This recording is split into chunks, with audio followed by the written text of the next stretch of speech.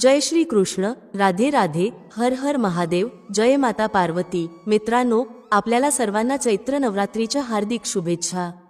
नवरात्रीचा हा पवित्र उत्सव शक्ती उपासना आणि भक्तीचं प्रतीक आहे आणि या काळात भक्तजन माता राणीची कृपा प्राप्त करण्यासाठी पूर्ण श्रद्धेने उपवास आणि पूजन करतात। भक्तांनो, तुम्ही अनुभवलं आहे का की चैत्र नवरात्रीच्या दरम्यान स्त्रीत्वाच्या आभा आणि सौंदर्यात एक दिव्य तेज परावर्तित होतं? या पवित्र काळात केवळ स्त्रियांची आभा उजळत नाही, तर संपूर्ण वातावरणात एक विशेष आध्यात्मिक ऊर्जा प्रवाहित होते। हा तो काळ असतो जेव्हा भक्ती, प्रेम आणि आस्थेची धारा तीव्र असते, ज्यामुळे नवरात्रीचा आनंद आणखी गहिरा होतो। आज आम्ही तुम्हाला नवरात्री व्रताची एक अद्भुत कथा सांगणार आहोत। जो कोणी ही कथा श्रद्धेने ऐकतो, त्याचे सर्व दुःख दूर होतात आणि त्याला सुख समृद्धीची प्राप्ती होते। मित्रांनो, यावर्षी हिंदू पंचांगानुसार चैत्र नवरात्री 30 मार्चपासून सुरू होत आहे। हा महोत्सव जगत कल्याणासाठी आदिशक्ती माता दुर्गेला समर्पित आहे। या दरम्यान माता राणीच्या सर्व स्वरूपांची विधीपूर्वक पूजा केली जाते। मित्रांनो, जो कोणीही नवरात्रीच्या पवित्र दिवसांत व्रत करतो, त्याला सर्व पापांपासून मुक्ती निश्चितच प्राप्त होते। आणि जो कोणी ही कथा खऱ्या मनाने एकदाही ऐकतो, त्याचे हजारो पाप नष्ट होतात आणि त्याला माता राणीच्या कृपेने अनंत सुख समृद्धी प्राप्त होते। जय माता दी हे व्रत धन, अन्न आणि संतान सुख प्रदान करतं। तर मित्रांनो, अधिक वेळ न घालवता चला आजच्या या अद्भुत आणि दिव्य कथेला सुरुवात करूया। एक वेळची गोष्ट आहे, भगवान शिव कैलास पर्वतावर ध्यानमग्न बसले होते। त्याच वेळी कैलास पर्वतावर एक दिव्य प्रकाश प्रकट झाला। हातात वीणा घेतलेले नारायण नारायण असा जप करत देवर्षी नारदजी आपल्या अनोख्या जिज्ञासा आणि हास्यभावाने भरलेले भगवान शिवांकडे वाटचाल करत होते। त्यांच्या प्रत्येक चरणस्पर्शाने नंदनवनाचा सुगंध हिमालयाच्या बर्फाळ वाऱ्यांत पसरत होता। मित्रांनो, देवर्षी नारदजींच्या आगमनाचा आवाज ऐकून भगवान शिवांनी मंद स्मितहास्य करत आपले डोळे उघडले आणि म्हणाले, हे नारायण भक्त, कैलासावर तुमचं स्वागत आहे। सांगा, आज कोणत्या उद्देशाने पधारले आहात? निश्चितच काही महत्त्वाचं बातमी घेऊन आले असाल। भगवान शिवांची ही वाणी ऐकून नारदजींनी हात जोडून म्हटलं, हे कैलाशपती, आज मी तुमच्याकडे कुठली बातमी घेऊन आलो नाही, तर एक अमोल रहस्य जाणून घेण्यासाठी आलो आहे। मग विनम्र स्वरात म्हणाले, हे प्रभू, मला तुमच्याकडून हे जाणून घ्यायचं आहे की नवरात्री व्रताचं महत्त्व काय आहे। या दिवसामध्ये देवी दुर्गेची उपासना विशेष फलदायी का मानली जाते आणि या व्रतामुळे काय लाभ मिळतात? कृपया या प्रश्नांची उत्तरं देऊन माझ्या मनात निर्माण झालेल्या शंका दूर करा। मित्रांनो, नारदजींचे हे प्रश्न ऐकून भगवान भोळेनाथ मंद स्मितहास्य करत म्हणाले, हे ब्रह्मानंदन, आज तुम्ही अत्यंत श्रेष्ठ प्रश्न केला आहे। तुमच्या माध्यमातून संपूर्ण जगाला या व्रताचं महत्त्व कळेल, म्हणून लक्षपूर्वक ऐका। आज मी तुम्हाला या व्रताचं महत्त्व विस्ताराने सांगणार आहे, त्याचबरोबर याच्या विधी-विधान आणि नियमांची माहितीही देणार आहे। पण त्याआधी मी तुम्हाला नवरात्री व्रताची एक महान कथा सांगतो। जो कोणीही ही कथा ऐकतो, त्याचे सर्व पाप नष्ट होतात आणि तो सदैव आदिशक्ती माता दुर्गेची कृपा प्राप्त करतो। तेव्हा नारदजी म्हणाले, हे प्रभू, कृपया मला ही कथा सांगा। मी ती लक्षपूर्वक ऐकेन आणि सर्व लोकांत तिचा प्रचार करीन। मित्रांनो, भगवान शिव जी कथा सांगताना म्हणतात, हे देवर्षी, ही फार प्राचीन काळातील गोष्ट आहे। मगध देशात एक अत्यंत गरीब आणि दीन किसान राहत होता, ज्याचं नाव शिवराम होतं। तो किसान अत्यंत दयनीय स्थितीत जीवन व्यतीत करत होता। त्याला लहान लहान मुले होती, जी अजून इतकी लहान होती की काहीच काम करू शकत नव्हती। पैशांची अत्यंत कमतरता असल्याने संपूर्ण कुटुंब नेहमी दुःखी राहत होतं। त्यांच्याकडे ना स्वतःची जमीन होती, ना व्यापार करण्यासाठी पैसा। तो शेतकरी दिवसभर इतरांच्या शेतांमध्ये मजुरी करत असे आणि बदल्यात जे काही मिळायचं ते रात्री आपल्या मुलांसाठी घेऊन यायचा। तो आधी आपल्या मुलांना जेवू घालायचा आणि जे काही उरायचं त्याने स्वतःची भूक भागवायचा। संपूर्ण कुटुंब दिवसभर उपाशी राहत असे आणि फक्त रात्री थोडंफार अन्न ग्रहण करत असे। अशा प्रकारे तो शेतकरी स्वतः उपाशी राहूनही आपल्या कुटुंबाचा पालन पोषण करत होता। तो स्वभावाने अत्यंत पवित्र आणि दयाळू होता। तो धार्मिक, शांत, सत्यवादी, क्रोधरहित, धैर्यवान आणि अहंकाररहित होता। दररोज देवता आणि पितरांची पूजा करत असे आणि आपल्या दाराशी आलेल्या अतिथ्यांचं स्वागत करत असे। तो स्वतः जे थोडंफार अन्न उरे त्यानेच गुजराण करत असे। काही काळानंतर एक दिवस एक तपस्वी ब्राह्मण महात्म्याचं शेतकरी शिवराम यांच्या घरी आगमन झालं। शिवराम यांनी त्यांचं मनापासून स्वागत केलं आणि जे काही शक्य झालं ते त्यांना दान दिलं। त्यानंतर शिवराम यांनी हात जोडून अत्यंत व्याकुळ मनाने आपलं दुःख संतांच्या समोर मांडलं आणि म्हणाले, हे ब्राह्मण देव, जर आपण आमच्या अतिथी सेवेने प्रसन्न असाल तर आम्ही आपल्याला एक प्रश्न विचारू शकतो का? मित्रांनो, शिवराम यांच्या विनम्र वाणीने ब्राह्मण महात्मा हसले आणि म्हणाले, वत्सा, तुझी दानशीलता आणि पुण्यपरायणतेची चर्चा संपूर्ण नगरात होत आहे. अतिथींचा आदर सत्कार करण्याची तुझी भावना अद्वितीय आहे. याच कारणामुळे मी इथे आलो आहे. तू निसंकोचपणे तुझी जिज्ञासा माझ्यापाशी व्यक्त कर. मित्रांनो, हे ऐकून शेतकऱ्याने हात जोडत दुःखी स्वरात म्हटलं, हे ब्राह्मण देव, कृपया सांगा की माझ्या गरिबीचं निवारण कसं होऊ शकतं? या दारिद्र्यामुळे मी माझ्या कुटुंबाचा भरण पोषण करण्यात असमर्थ आहे. माझा काहीही धन साठवण्याचा स्वार्थ नाही. फक्त एवढंच हवंय की माझं कुटुंब 2 वेळचं अन्न मिळवू शकेल. हे ब्राह्मण देव, माझे पुत्र पुत्री उपासमारीने तडपत आहेत आणि रडत आहेत. त्यांचा वेदना मी सहन करू शकत नाही. आज तर मी माझ्या रडणाऱ्या मुलांना घराबाहेर काढलं आणि ते कुठेतरी निघून गेले. त्यांच्या विना माझं हृदय संतप्त झालं आहे. धनाच्या अभावामुळे मी काय करावं? माझी कन्या विवाह योग्य झाली आहे, पण धनाभावामुळे मी तिचं लग्न करू शकत नाही. नगरवासी माझ्या अवस्थेवर विनोद करतात, पण मी असहाय आहे. हे ब्राह्मण देव, हेच चिंता माझ्या मनाला क्लेश देते. हे दयानिधान, आपण ज्ञान आणि तपाचे सागर आहात. कृपया माझ्या या अडचणीचं समाधान सांगा. मला पूर्ण विश्वास आहे की आपण नक्कीच माझी मदत कराल. शेतकऱ्याची प्रार्थना ऐकून ब्राह्मण अत्यंत आनंदित होऊन म्हणाले, पुत्रा, मी तुझ्या दुःखाचं कारण समजून घेतलं आहे. चिंता करू नकोस, मी तुला याचा उपाय नक्कीच सांगेन. तू नवरात्रीचं व्रत करायला हवं. या व्रतात माता भगवतीची पूजा, अर्चना, हवन आणि उपासना करावी लागेल. सकाळी आणि संध्याकाळी माता आदिशक्ती दुर्गेच्या मंत्रांचा जप कर. यामुळे तुझे सर्व कार्य सिद्ध होतील, तुझं दारिद्र्य संपेल आणि तुझ्या घरी सुख समृद्धीचं वास्तव्य होईल. जो कोणी नवरात्रीचं व्रत करतो त्याच्या सर्व मनोकामना पूर्ण होतात. हे व्रत ज्ञान, मोक्ष, संतान सुख आणि शत्रूंचा नाश यांचं वरदान देतं. मित्रांनो, भगवान शिव नारदजींना सांगतात, हे देवर्षी, अशा प्रकारे त्या संतांनी शेतकऱ्याला नवरात्री व्रताचं महत्त्व सांगितलं. शेतकरी हे ऐकून अत्यंत प्रसन्न झाला आणि ब्राह्मणाला आपला गुरु मानून देवी मंत्राची दीक्षा घेतली. त्यानंतर त्याने नवरात्रीच्या काळात संपूर्ण श्रद्धा आणि भक्तीने मंत्र जप केला आणि विविध पद्धतींनी माता भगवतीची आराधना केली. अशा प्रकारे शेतकऱ्याने अनेक वर्ष नवरात्रीचं व्रत केलं. शेवटी व्रताच्या अंतिम दिवशी मध्यरात्रीला माता दुर्गा स्वतः प्रकट झाल्या आणि प्रेमपूर्वक म्हणाल्या, पुत्रा, मी तुझ्या भक्तीने आणि उपासनेने अत्यंत प्रसन्न आहे. निर्भयपणे वर माग, मी तुझ्या प्रत्येक मनोकामनेची पूर्तता करीन. माता दुर्गा स्वतः प्रकट होऊन भक्ताला वरदान देऊ लागल्या. दिव्य दर्शनाचं वरदान. समोर माता दुर्गा उभ्या आहेत हे पाहून शेतकरी शिवराम घाबरला. तो आपल्या डोळ्यांवर विश्वास ठेवू शकत नव्हता. आनंदाने त्याच्या डोळ्यात अश्रू उभे राहिले. माता दुर्गांच्या त्या अद्भुत तेजस्वी रूपाला पाहून त्याचं हृदय आनंदाने भरून आलं. तो भावविव्ह होऊन मातेच्या चरणांमध्ये वाकला आणि म्हणाला, हे माता, तुमचं दर्शन घेऊन मी धन्य झालो. तुमच्या या अलौकिक स्वरूपाला पाहून माझे सर्व कष्ट नाहीसे झाले. तुमचं दर्शन दुर्लभ आहे माता. तुम्ही त्रिलोकांची शोभा, परम शक्ती आणि संपूर्ण सृष्टीची जननी आहात. माझ्यासारख्या साध्या भक्तावर तुम्ही ही महान कृपा केली, यासाठी मी कृतज्ञ आहे. आता माझ्या मनात कोणतीही इच्छा उरलेली नाही. तुमचं दर्शन मात्र घेतल्यानेच माझं सगळं दुःख संपलं. फक्त इतकंच आशीर्वाद द्या की माझ्या मुलांना 2 वेळचं अन्न मिळावं आणि त्यांना उपाशी झोपू लागू नये. मित्रांनो, शिवरामची श्रद्धा आणि त्याची दीनहीन अवस्था पाहून माता दुर्गेने एक मधुर स्मितहास्य करत सांगितलं, वत्सा, तुझ्या निष्ठा आणि तपस्येमुळे मी प्रसन्न आहे. आता तुझं दारिद्र्य संपेल, तुझं घर धन धान्याने भरून जाईल आणि तुझ्या कुटुंबातील सर्व समस्या दूर होतील. तुझ्या मुलांचं भविष्य उज्ज्वल होईल आणि तुझ्या मुलीचं लग्न लवकरच संपन्न होईल. हे माझं वरदान आहे. मित्रांनो, इतकं सांगताच तिथे एक दिव्य प्रकाश पसरला आणि माता दुर्गा अदृश्य झाली. त्याच क्षणी शिवरामच्या घरी प्रकाश पसरला आणि त्याचं दारिद्र्य संपलं. जिथे आधी एक छोटंसं कच्चं घर होतं, तिथे आता एक भव्य महाल उभा होता. तो महाल सोने, रत्ने आणि बहुमूल्य दागिन्यांनी भरलेला होता. हे अद्भुत दृश्य पाहून त्याच्या कुटुंबातील सर्व सदस्य आनंदाने नाचू लागले. मित्रांनो, आता शिवरामकडे केवळ आपल्या कुटुंबासाठी पुरेसं अन्न नव्हतं, तर तो इतरांनाही मदत करू शकत होता.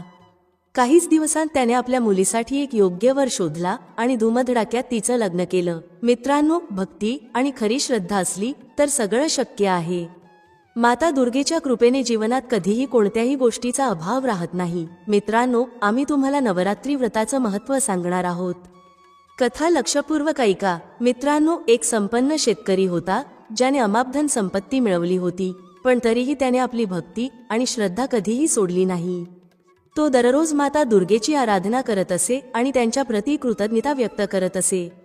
त्यांच्या आशीर्वादाने त्याचं जीवन आनंद आणि समृद्धीने भरून गेलं. त्याचं कुटुंब सुद्धा माता दुर्गेच्या प्रती श्रद्धा आणि समर्पण भावनेने भरलं होतं आणि त्यांच्या कृपेने ते सर्वजण सुखाने जीवन जगू लागले. मित्रांनो, पुढे भगवान शिव म्हणतात, हे देवर्षी, अशा प्रकारे मी तुला नवरात्री व्रताची महान कथा सांगितली. जो कोणी ही कथा श्रद्धेने ऐकतो त्याचे सर्व कार्य यशस्वी होतात. जो व्यक्ती संपूर्ण नवरात्री व्रत पाळू शकत नाही, तो फक्त पहिल्या आणि शेवटच्या दिवशी उपवास करूनही पूर्ण फल प्राप्त करू शकतो. मित्रांनो, भगवान शिव पुढे म्हणतात, हे देवर्षी, नवरात्रीच्या शेवटच्या दिवशी उपवास करणाऱ्या व्यक्तीने विधीपूर्वक मातेची पूजा, हवन, कन्यापूजन आणि ब्राह्मण भोजन नक्कीच करावं. असं केल्याने व्रत पूर्णत्वाला जातं. संपूर्ण ब्रह्मांडात जितकेही व्रत आणि दानं आहेत ती नवरात्री व्रतासारखी नाहीत.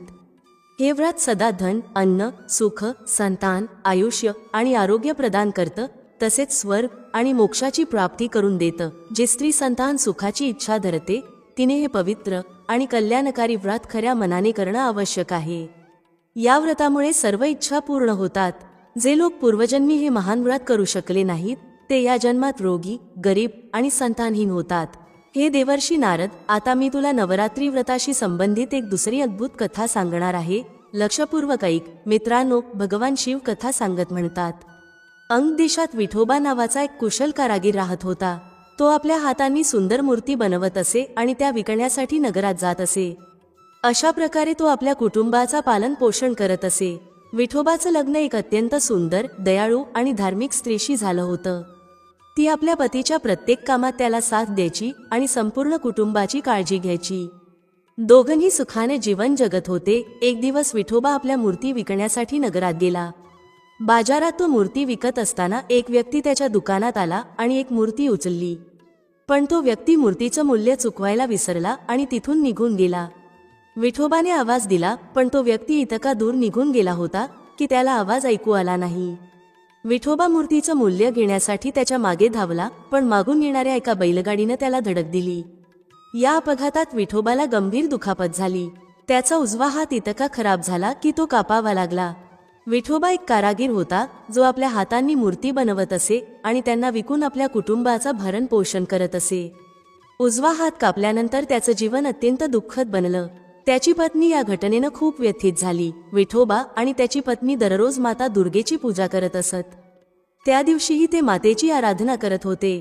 तेव्हाच विठोबाची पत्नी भावूक होऊन देवी मातेपाशी प्रार्थना करू लागली, हे माता दुर्गा, आमच्यासोबत हा अन्याय का झाला? आम्ही असं कोणतं पाप केलं होतं ज्यासाठी आम्हाला इतकं मोठं दंड मिळालं? आता आमचं घर कसं चालेल? आता आम्हाला रोज घर चालवण्यासाठी कर्ज घ्यावं लागतं, तरीही घर नीट चालत नाही. मी या गोष्टीबद्दल दिवसरात्र खूप चिंता करते आणि आता काहीच दिवसांत नवरात्री सुद्धा येणार आहे. आता सगळं कसं होईल? विठोबा हे शब्द आपल्या पत्नीच्या तोंडून ऐकत होता. त्याने आपल्या पत्नींकडे पाहिलं आणि म्हणाला, प्रिये, चिंता करू नकोस. कुठल्या ना कुठल्या मार्गाने सगळं ठीक होईल. जर माझा उजवा हात कापला गेला आहे तर काय झालं? देवाने माणसाला 2 हात दिले आहेत. जेव्हा एका हाताला काही समस्या येते तेव्हा माणूस दुसऱ्या हाताने काम करू शकतो. म्हणून मी एका हाताने मूर्त्या बनवीन आणि त्या शहरात नेऊन विकेन. मित्रांनो, हे ऐकून विठोबाची पत्नी दुःखी मनाने म्हणाली, स्वामी, आपण काय बोलत आहात? तुम्हाला माहीतच आहे की आता तुमचा उजवा हात काम करू शकत नाही. तर मग डाव्या हाताने मूर्त्या कशा बनवाल? विठोबा आपल्या पत्नीला म्हणतो, प्रिये, माता देवी सगळं पाहत आहेत आणि तसेही नवरात्रीचा महापर्व जवळ येत आहे. या काळात लोक माझ्याकडे देवी मातेच्या मूर्त्या बनवण्यासाठी येतील. पण जर मी घरी बसून हेच विचार करत राहिलो की आता माझा हात काम करणार नाही, तर ना मी काही करू शकेन, ना माझ्या कुटुंबाचं पालनपोषण करू शकेन. म्हणूनच मला दुकानात जावंच लागेल. इतकं सांगून विठोबा पूर्ण आत्मविश्वासाने आपल्या दुकानात जातो. तिथे पोहोचल्यावर तो विचार करतो, आजपासूनच मला पुन्हा माझं काम सुरू करावं लागेल, कारण नवरात्रीमध्ये फारच कमी दिवस उरले आहेत. जर मी एकही मूर्ती बनवू शकलो नाही तर कसं होईल? मित्रांनो, विठोबा विचार करत आपल्या मनात म्हणत होते की मला आणि माझ्या पत्नीला उपाशी राहावं लागेल. पण जर मी एखादी मूर्ती बनवली तर ती विकून मला काही पैसे मिळतील, ज्याने मी माझ्या कुटुंबाचा भरणपोषण करू शकेन. हेच विचार करून विठोबा मूर्ती बनवण्यामध्ये गुंतले. पण त्यांच्या उजव्या हाताचं कापणं त्यांना खूप त्रास देत होतं. एका हाताने मूर्ती बनवणं खूप कठीण काम होतं. विठोबा पुन्हा पुन्हा मूर्त्या बनवत, पण प्रत्येक वेळी मूर्त्या खराब होत आणि नीट बनत नसत. तरीही विठोबा दररोज आपल्या दुकानात जात असत आणि एका हाताने मूर्त्या बनवण्याचा प्रयत्न करत असत. हार न मानता हळूहळू त्यांनी मूर्त्या बनवायला सुरुवात केली. मूर्ती बनवल्यानंतर विठोबा घरी परतले. त्यांच्या पत्नीने विचारलं, स्वामी, काय झालं? देवीच्या मूर्त्या तयार झाल्या नाहीत का? मित्रांनो, विठोबाने उत्तर दिलं, प्रिये, मी खूप प्रयत्न करत आहे, पण मूर्त्या अजूनही पूर्ण झालेल्या नाहीत. तेव्हा विठोबाच्या पत्नीने सांगितलं, तुम्ही पहा, आपल्याजवळ संध्याकाळपर्यंत वेळ आहे. जर मूर्त्या तयार झाल्या तर ठीक आहे, नाहीतर खूप उशीर होईल, कारण सर्वांनी नवरात्रीसाठी मूर्त्या खरेदी करून घेतल्या आहेत. पत्नीच्या सल्ल्यावर विठोबाने पुन्हा आपल्या मनात आशा घेऊन दुकानाकडे वळण घेतलं आणि देवी मातेच्या अपूर्ण मूर्त्या पूर्ण करण्यात गुंतले. विठोबाने सकाळपासून संध्याकाळपर्यंत मूर्त्या बनवल्या आणि शेवटी त्या मूर्त्या तयार झाल्या. विठोबाने देवी मातेचे आभार मानले आणि मनातल्या मनात म्हणाले, हे देवी, आता मूर्त्या तयार झाल्या आहेत. आता मी या मूर्त्या बाजारात विकायला नेईन, जेणेकरून काही पैसे मिळतील आणि माझ्या घराची परिस्थिती थोडी सुधारेल. मित्रांनो, याच दरम्यान अचानक एक छोटी मुलगी विठोबाच्या दुकानात आली आणि तिने विठोबाला विचारलं, भाऊ, तुम्ही मला मातेची मूर्ती देऊ शकता का? या नवरात्री निमित्त मला देवी मातेची मूर्ती स्थापायची आहे. म्हणून जर तुम्ही मला देवी मातेची एक मूर्ती देऊ शकत असाल तर हे माझ्यासाठी खूप मोठा आशीर्वाद होईल. हे ऐकून विठोबा त्या छोट्या मुलीला म्हणतो, बेटी, ही मूर्ती विक्रीसाठी आहे, म्हणून मी ती मोफत देऊ शकत नाही. हे ऐकून छोटी मुलगी उदास होते आणि दुःखी आवाजात म्हणते, कृपया मला ही मूर्ती देऊन टाका. माझ्याकडे पैसे नाहीत, पण यावेळी मी मातेची स्थापना करू इच्छिते. जर तुम्ही मला ही मूर्ती दिलीत तर मी देवी मातेपाशी तुमच्या सर्व इच्छांची पूर्तता करण्याचं वचन घेईन. हे ऐकून विठोबाचं हृदय वितळतं आणि तो विचार करू लागतो की ही छोटी मुलगी किती आशा घेऊन आली आहे. मी तिला रिकाम्या हाताने कसं पाठवू? पण जर मी तिला ही मूर्ती मोफत देऊन टाकली तर माझ्या घराचा खर्च कसा चालेल? तरीही मी तिला निराश करू शकत नाही, कारण ही मुलगी सुद्धा देवी मातेचंच रूप आहे.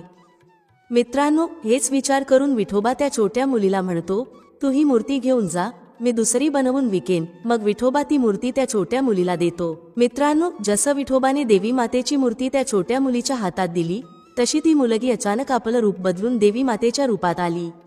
विठोबाला हे पाहून खूपच आश्चर्य वाटलं. तो ताबडतोब देवी मातेच्या चरणांमध्ये पडला आणि म्हणू लागला, माते, आज मला तुमचं दर्शन झालं. माझं जीवन धन्य झालं. हे माते, आज तुम्ही माझं जीवन यशस्वी केलं. या निळ्या माणसाला दर्शन देऊन मग माता दुर्गा विठोबाला म्हणाल्या, उठ पुत्र, मी तुझ्या भक्तीने आणि सत्यनिष्ठेने खूप प्रसन्न आहे. तू माझ्या नावाचा जप कठीण काळातही केला आणि तोही स्वतःच्या फायद्याची चिंता न करता केला. तू एका कन्येची मदत निस्वार्थपणे केली, म्हणून मी तुझ्यावर अत्यंत प्रसन्न आहे. बेटा, मी तुला हे वरदान देते की ज्या मातीला तू तुझ्या हाताने स्पर्श करशील ती माती जादुई माती बनेल. ज्यातून तू जे रूप आपल्या इच्छेने ठरवशील ते रूप आपोआप तयार होईल. आता तुला कुठल्याही मूर्तीला बनवायला कष्ट होणार नाहीत. मित्रांनो, माता दुर्गेचं हे वर ऐकून विठोबा म्हणाला, हे माते, आज तुम्ही मला हे महान वरदान देऊन खूप मोठा उपकार केला. मग माता दुर्गा विठोबाला म्हणाल्या, पुत्र, या शक्तीवर कधीही गर्व करू नकोस आणि जर तुला एखादा गरजवंत दिसला तर त्याची मदत नक्की कर. असं सांगून देवी माता तिथून अदृश्य झाल्या. वरदान मिळाल्यानंतर विठोबाला असं वाटलं की त्याचे दोन्ही हात परत आले आहेत. मग तो दररोज आपल्या हातांनी मातीला स्पर्श करून तिला आपल्या इच्छेनुसार आकार देऊ लागला. या जादुई मातीमुळे त्याला मूर्ती बनवताना कोणतीही अडचण वाटत नव्हती. तो दररोज अनेक सुंदर आणि आकर्षक मूर्त्या बनवायचा आणि त्या बाजारात विकायचा. विठोबाने बनवलेल्या मूर्त्या इतक्या सुंदर आणि आकर्षक असायच्या की त्या खूप लवकर विकल्या जायच्या. अशा प्रकारे देवी मातेच्या आशीर्वादाने विठोबाचं भाग्य बदललं आणि त्याची किस्मत उजळली. मित्रांनो, विठोबाचे सगळे कर्ज सुद्धा फेडले गेले होते आणि आता तो आपल्या पत्नीबरोबर सुखी जीवन जगत होता. दिवस असेच जात होते आणि विठोबा हळूहळू श्रीमंत होत होता. एक दिवस विठोबा आपल्या दुकानात मूर्त्या बनवत होता. अचानक एक व्यक्ती त्याच्या दुकानात येतो आणि विठोबाला म्हणतो, विठोबाजी, तुम्ही माझी मदत कराल का? हे ऐकून विठोबा त्या व्यक्तीला म्हणतो, सांगा, मी तुमची कशी मदत करू शकतो? तेव्हा तो व्यक्ती म्हणतो, मी लोकांकडून ऐकलं आहे की तुमच्याकडे एक अद्भुत शक्ती आहे, ज्यामुळे तुम्ही जे काही विचार करता त्याची मूर्ती आपोआप तयार होते. विठोबा त्या व्यक्तीला म्हणतो, हो, हे खरं आहे, तुम्ही बरोबर ऐकलं आहे. तेव्हा तो व्यक्ती म्हणतो, तुम्ही मला ती शक्ती देऊ शकता का? बघा, नाही म्हणू करू नका, कारण काही दिवसांपूर्वी माझ्या आईचं निधन झालं आणि मी माझ्या आईवर खूप प्रेम करत होतो. पण माझ्याकडे माझ्या आईचा एकही फोटो नाही. आई फक्त माझ्या मनात आहे. जर तुम्ही मला ती शक्ती दिलीत तर मी माझ्या आईची मूर्ती बनवू शकेन, जी कायम माझ्याजवळ राहील. हाच माझ्याकडे एकमेव मार्ग आहे. मित्रांनो, हे ऐकून विठोबा आपल्या मनात विचार करू लागतो, मी या अनोळखीवर विश्वास ठेवावा का आणि त्याला माझ्या शक्ती द्याव्यात का? मग तो विचार करू लागतो, ही शक्ती माझी नाही. ही शक्ती मला माता भगवतीने दिली आहे आणि मातेनेही सांगितलं होतं की जर एखादा गरजवंत त्याची मागणी करतो तर मला माझ्या शक्तींनी त्याची मदत करायला हवी. इतकं विचार केल्यावर विठोबा त्या व्यक्तीला म्हणतो, ठीक आहे भाऊ, मी तुला ही शक्ती देण्याचं ज्ञान देईन. जसं विठोबा हे बोलतो, तो व्यक्ती अचानक देवी मातेच्या रूपात प्रकट होतो. तो व्यक्ती स्वतः देवी माताच होत्या, ज्या विठोबाची परीक्षा घेण्यासाठी आल्या होत्या. मित्रांनो, विठोबा माता दुर्गेच्या चरणात पडतो.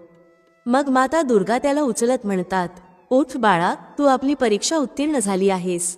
मला पाहायचं होतं की तू माझं दिलेलं मार्गदर्शन विसरलायस का आणि या शक्तींवरून तुझं नियंत्रण गमावलं आहेस का? पण तू पुन्हा एकदा मला तुझ्या प्रामाणिकपणाने आणि सत्यतेने प्रसन्न केलं आहेस. म्हणून हे बाळा, मी तुला एक वरदान देते की तुझ्या सर्व इच्छा पूर्ण होतील आणि तू कधीच गरीब राहणार नाहीस. असं सांगून माता दुर्गा तिथून अदृश्य होतात. मग विठोबा आपल्या पत्नीबरोबर आनंदात आणि समाधानात आपलं जीवन जगू लागतो. मित्रांनो, भगवान शिव देवर्षी नारदाला म्हणाले. देवर्षी नारद, अशा प्रकारे आजची गोष्ट संपली. मला आशा आहे की तू नवरात्री व्रताचं महत्त्व समजून घेतलं असेल. हे ऐकून नारदजी भावुक होतात आणि म्हणतात, हे भगवान, मी खूप भाग्यवान आहे की मी ही गोष्ट तुमच्या तोंडून ऐकली. मी ही तीनही लोकांमध्ये पसरवेन आणि नवरात्री व्रताचं महत्त्व प्रचारित करीन. असं सांगून नारदजी भगवान शिवांना प्रणाम करून देवलोकाकडे प्रस्थान करतात. मित्रांनो, या कथेमधून आपल्याला हे शिकायला मिळतं की सत्यता आणि प्रामाणिकपणाचा मार्ग नेहमीच आपल्याला यशाच्या दिशेने घेऊन जातो. नवरात्री व्रताचं पालन करून आपण आपलं जीवन अधिक चांगलं बनवू शकतो आणि माता दुर्गेची कृपा प्राप्त करू शकतो. प्रेक्षक बंधूंनो, कथा अजून इथे संपत नाही. अजून आपण हेही जाणून घेणार आहोत की नवरात्रीच्या दिवसात कोणत्या स्त्रीसोबत भोग विलास केल्यास पाप लागत नाही. प्रेक्षक बंधूंनो, नवरात्री हा एक असा सण आहे ज्यामध्ये नवरात्र्या माता दुर्गेला समर्पित असतात. या दिवसामध्ये भक्तजन उपवास करतात, माता दुर्गेच्या मूर्तींची पूजा करतात, दुर्गा सप्तशतीचं पठण करतात आणि घर परिवाराला पवित्रतेच्या भावनेनं भरून टाकतात. पण तुम्ही कधी विचार केला आहे का की या पवित्र प्रसंगी केवळ अन्नाचा संयमच नाही, तर काम, क्रोध, लोभ, मोह आणि अहंकार या सर्वांचा संयम देखील आवश्यक असतो. आज आपण अशा विषयावर बोलणार आहोत ज्याविषयी अनेकदा लोक विचारतात पण उघडपणे समजून घेत नाहीत. नवरात्री दरम्यान भोग विलास करणं पाप आहे का आणि केल्यास कोणासोबत केल्याने पाप लागत नाही? या प्रश्नाचं उत्तर धर्म, शास्त्र आणि आचार या तिन्ही दृष्टिकोनातून समजून घेणं आवश्यक आहे. शास्त्रानुसार नवरात्री केवळ शरीराचा उपवास नसतो, तो मनाचा उपवास असतो, विचारांचं शुद्धीकरण असतं, आत्म्याला माता दुर्गेच्या चरणी समर्पित करण्याचा काळ असतो. म्हणूनच नवरात्रीत कोणत्याही प्रकारच्या कामसंबंधी क्रियांपासून दूर राहण्याचा सल्ला दिला जातो, अगदी विवाहिता पत्नीसोबत सुद्धा. का? कारण नवरात्री हा तपस्येचा काळ आहे आणि त्या तपस्येचं उल्लंघन केल्याने व्रताचा प्रभाव कमी होतं. आता मुद्दा येतो, पत्नीसोबत संबंध ठेवणं पाप आहे का? धर्म म्हणतो पत्नीसोबत संबंध ठेवणं पवित्र आहे, पण नवरात्रीमध्ये ब्रह्मचर्याचं पालन करणं हे व्रतीचं धर्म आहे. हे मोडणं म्हणजे तपस्येमध्ये विघ्न आणणं. म्हणून जरी पत्नीसोबत संबंध पाप मानलं जात नाही, तरी संयम ठेवणं हे पुण्याच्या श्रेणीत येतं. खूप लोक विचार करतात की जर स्त्री रजस्वला नसेल किंवा विवाहिता असेल किंवा पत्नी असेल तर संबंध ठेवायला हरकत नाही. पण व्रताचं फळ तपाने मिळतं, तर्काने नाही. नवरात्रीमध्ये केवळ शरीराने नाही तर मन, वाणी आणि कृतीने देखील पवित्रता राखली पाहिजे. नवरात्रीमध्ये कोणत्याही स्त्रीसोबत भोग विलास करणं धर्मदृष्टिकोनातून अयोग्य मानलं जातं, अगदी ती पत्नीच का असेना. या दिवसात कामशक्तीला तपामध्ये रूपांतर करणं हीच खरी साधना आहे. संयम ठेवणारा हाच खरा साधक आहे आणि माता दुर्गेची कृपा त्याच्यावर होते जो मनाने पवित्र राहतो. हीच आहे नवरात्रीची खरी शिकवण, तप, संयम आणि भक्ती. म्हणून प्रिय प्रेक्षक हो, नवरात्री केवळ पूजा पाठापुरती मर्यादित नाही, ती आत्मशुद्धी, संयम आणि साधनेचा पर्व आहे. जो व्यक्ती या 9 दिवसामध्ये तन, मन आणि वाणीने पवित्र राहतो त्याच्यावर माता दुर्गेची असीम कृपा होते. म्हणून या पवित्र दिवसामध्ये संयम ठेवा, सेवा करा आणि माँ दुर्गेच्या चरणी आपलं प्रेम अर्पण करा. जर तुम्हाला व्हिडिओ ज्ञानवर्धक आणि भावपूर्ण वाटलं असेल तर ते लाईक करा, आपल्या मित्रमंडळी आणि कुटुंबियांमध्ये नक्की शेअर करा आणि आमच्याला सबस्क्राईब करायला विसरू नका, कारण इथे तुम्हाला मिळतात अशाच आध्यात्मिक, जीवनप्रेरक आणि दुर्मिळ कथा ज्या तुमच्या हृदयाला स्पर्श करतील. पुन्हा भेटू एका नवीन कथेसोबत, एका नवीन शिकवणीसह. तोपर्यंत माता दुर्गा तुम्हा सर्वांना स्वस्थ, सुखी आणि समृद्ध ठेवो. जय माता दी. राधे राधे.